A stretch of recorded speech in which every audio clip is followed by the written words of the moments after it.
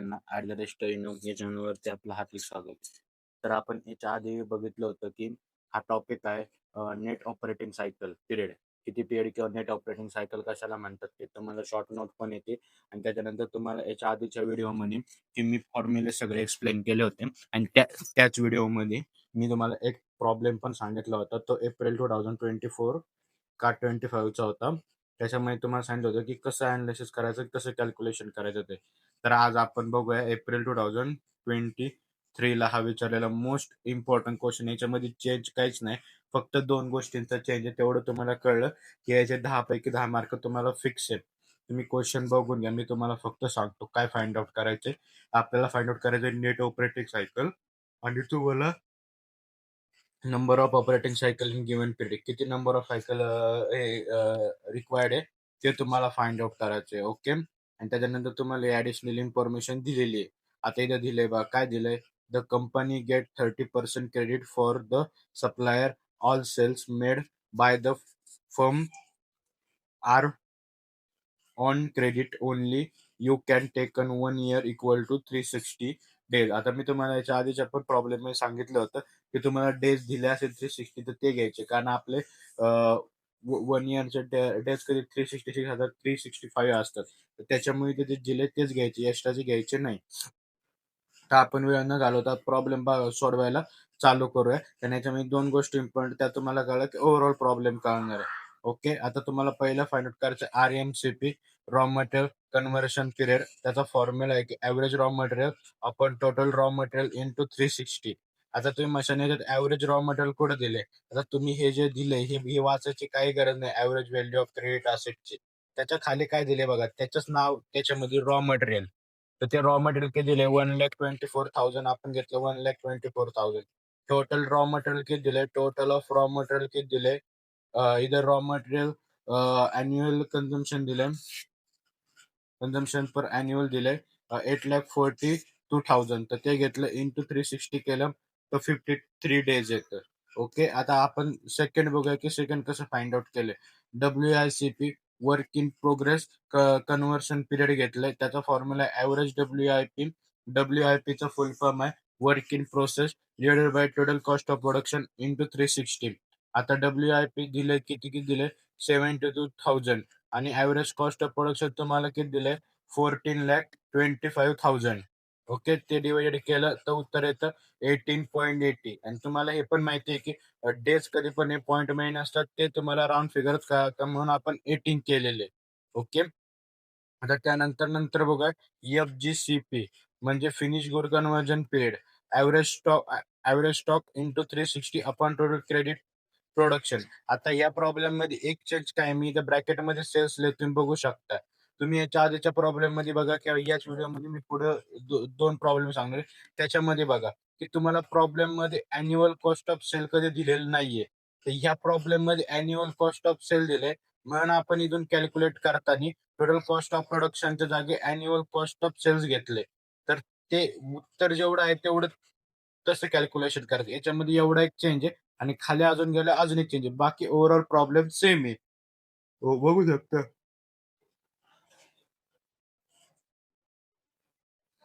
Average stock म्हणजे दिलाय finish good दिलाय 1,22,000.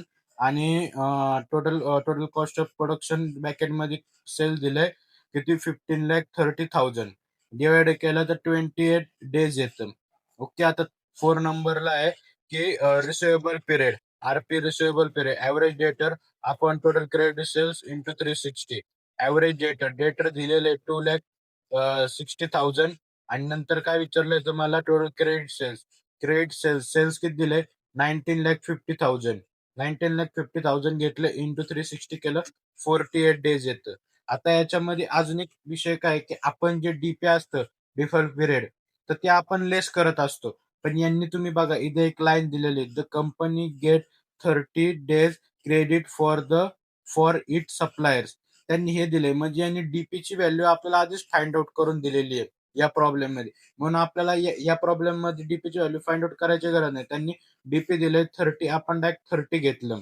आणि तुम्हाला तर माहिती आहे की नेट ऑपरेटिंग सायकल कशी काढायची, जे पहिले 4 असतात ते ऍड करायचे आणि डीपी लेस करायचं. तर उत्तर येतंय 117 डेज. तर ते ते उत्तर आलं. ओके. आता त्याच्यानंतर तुम्ही बघू शकता, आपल्याला त्यांनी एक नंतर अजून एक त्याच्यामध्ये काढायला लावलं. Number of operating cycle in given. Okay. तुम्हाला 170 डेज आले, तर त्याच्यामध्ये तुमचे 360 डेज आहे. तर तुम्हाला एका दिवसाला किती? तर ते फाइंड आउट करण्यासाठी 360 डिव्हायडेड बाय 117 केलं तर 3.07 येतं. 3 उत्तर लिहिलं किंवा 4 उत्तर लिहिलं तरी चालतं. पण हे तुम्हाला हे जे लास्टला आहे एवढं, हे फाइंड आउट करायला 3 मार्क आहे. आणि जे हे फाइंड आउट करणार तुम्ही याला 2 ते 3 मार्क आहे आणि वरच्या याला 2 मार्क आहे आणि जे तुम्ही वरचे 4 फाइंड आउट करणार त्याला प्रत्येकाला 1-1 मार्क आहे. असे 10 मार्काचा हा प्रॉब्लेम आहे.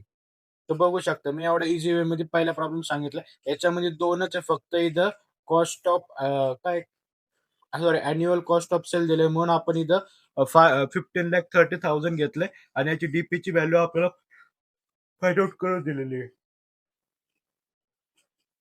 तर आता आपण त्याच्यानंतर अजून एक प्रॉब्लेम बघूया. आता हा प्रॉब्लेम असा आहे, की हे 2 वर्षाचं दिलेलं आहे आपल्याला. ओके. तर 2 वर्षाचं दिलेलं असेल, की मोस्ट ऑफ टाईम हा पण प्रॉब्लेम विचारतात. नेट ऑपरेटिंग सायकल दिली आहे. हा पण प्रॉब्लेम पेपरमध्ये विचारलाय 2021 का 22 ला. मला ते आठवत नाही. पण हा पण पेपरमधलाच प्रॉब्लेम आहे. तर तुम्ही ही इन्फॉर्मेशन रीड करून घ्या, की याच्यात काही चेंज नाही. ही फर्स्ट इयरची इन्फॉर्मेशन, ही सेकंड इयरची इन्फॉर्मेशन आहे. ओके. आता कॅल्क्युलेट काय करायचं आहे आपल्याला नेट ऑपरेटिंग सायकल पिरियड आहे कॅल्क्युलेट करायचं आहे. ऑल्सो कमेंट द्यायची. कमेंट ही 2 वर्षाची असेल तरच कमेंट येते. एका वर्षाला कमेंट येत नाही. आणि तुम्ही वरच्या ह्याच्यामध्ये बघितलं की 1 इयरला डेज किती यूज करायचे? 360 डेज. मी एवढं मोठं लिहिण्यासाठी काय दिलेले 360 डेज इन 1 इयर. ओके. तर आपण एक वन बाय वन सॉल्व्ह करून घेऊ. आधी फर्स्ट इयरचं सॉल्व्ह करायचं, मग सेकंड इयरचं सॉल्व्ह करायचं. पहिलं आरएमसीपी काढायचंय. Raw material conversion period. त्याचा फॉर्म्युला आहे average raw material upon total raw material into 360.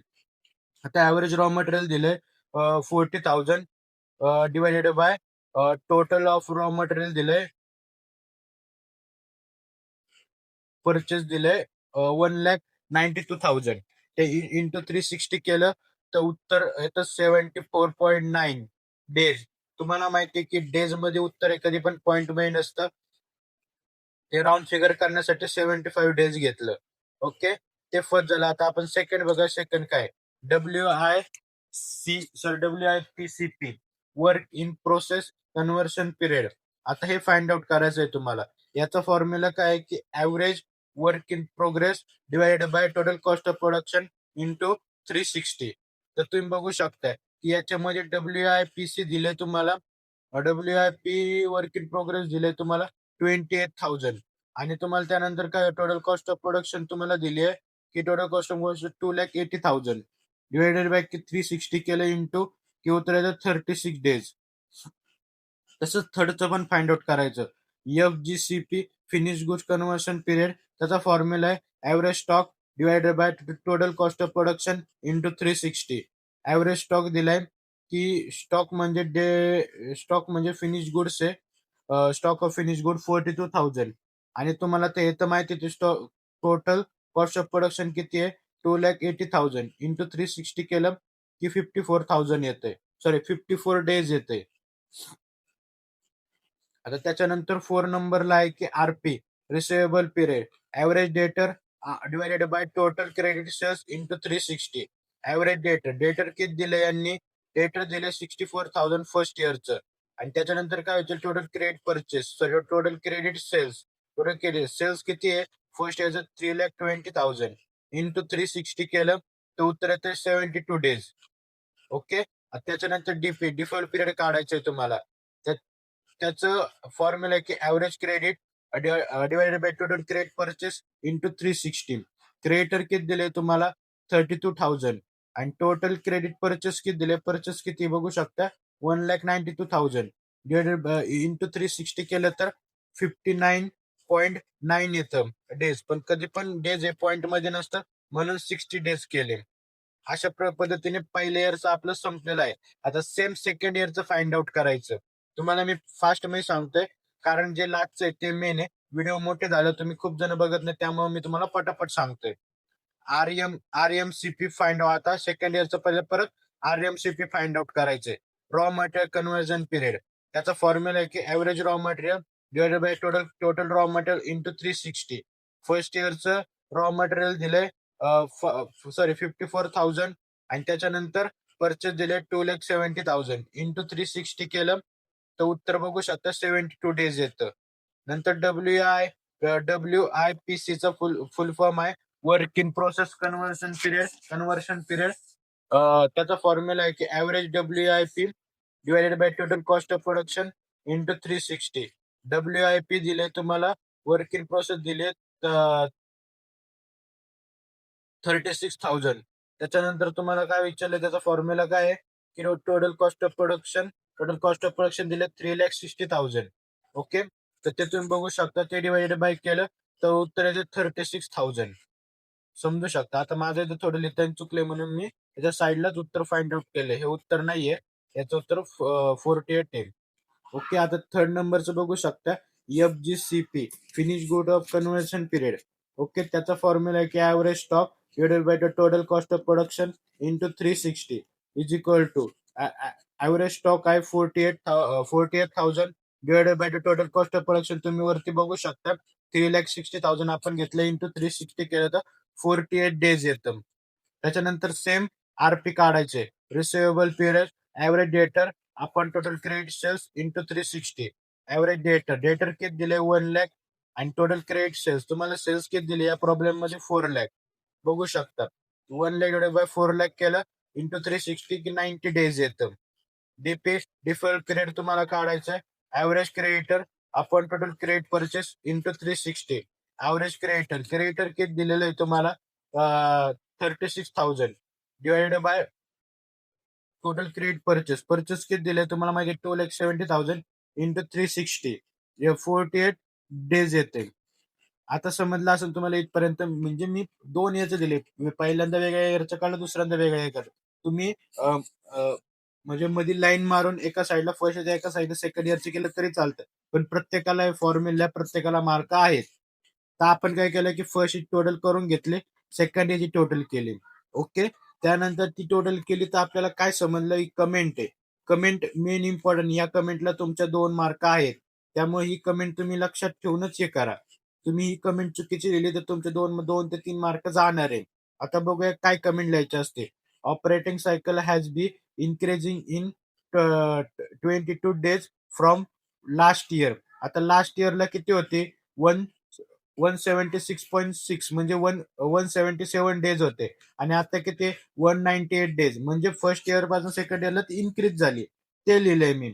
Raw material in first year of decreasing by 2.5 म्हणजे 2.5% ते डिक्रीज झालं. आता फर्स्ट इयरला होतं 74.5, तुम्ही 74 घेतलं तरी चालतं आणि सेकंड इयरला झालं 72.